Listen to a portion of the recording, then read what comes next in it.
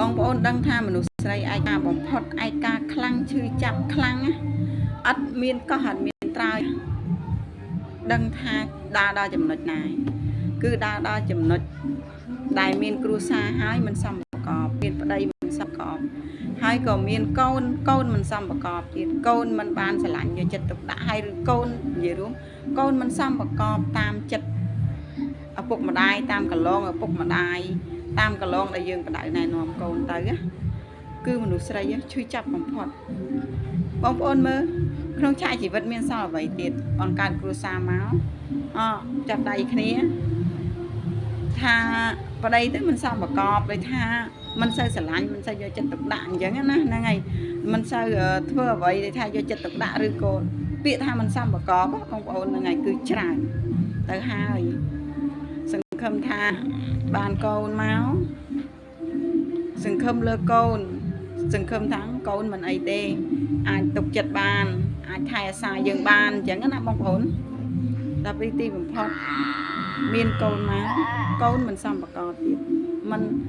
មិនថាឲ្យដូចចិត្តឪពុកម្ដាយឲ្យដូចចិត្តមនុស្សស្រីនឹង 100% ទេសុំតែ 50% អីហ្នឹងក៏បានទៀតកូនខ្លះ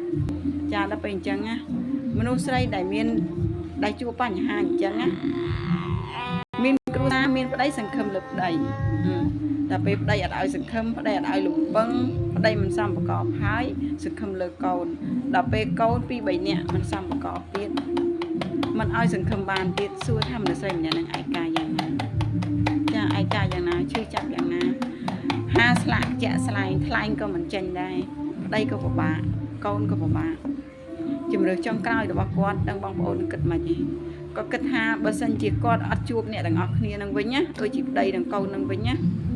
គាត់ប្រហែលជាមានឱកាសបងរើឪពុកម្ដាយគាត់ដាំបាយឲ្យពុកម៉ែគាត់ហូបស្លធ្វើម្ហូបឆ្ងាញ់យកចិត្តទុកដាក់មើលថែឪពុកម្ដាយគាត់ចាហ្នឹងក្នុងចិត្តគាត់ព្រោះឲ្យគាត់បានបរាជ័យអស់ហើយអញ្ចឹងគាត់មិនស្ដាយពេលវេលាទេចាគាត់មិនស្ដាយពេលវេលាដែលគាត់បានជួបមនុស្សបែបហ្នឹងទេគាត់គិតថាពេលខ្លះគាត់គិតថាយើងម្នាក់មើលមិនឃើញទេធ្វើមិនបើជួបទៅហើយហ្នឹងហើយគាត់ពេលខ្លះគាត់គិតថាប្រហែលជាកម្មគាត់សាងពីអតីតជាតិមកមិនល្អបានគាត់ជួប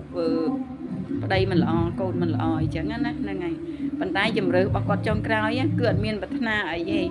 ពេលដែលគ្រួសារបរាជ័យហើយគឺប្រាថ្នាតែថែអាសាឪពុកម្ដាយប្រាថ្នាតែទៅបង្រើឪពុកម្ដាយតែប៉ុណ្ណោះហ្នឹងអស់លិញអត់មានសល់អីទេចាក៏អត់មានសល់អីនឹងខ្លួនទេហ្នឹងអារម្មណ៍មនុស្សស្រីដែរជួបគ្រួសារមិនសមប្រកបឬក៏បរាជ័យក្នុងឆាកជីវិតចា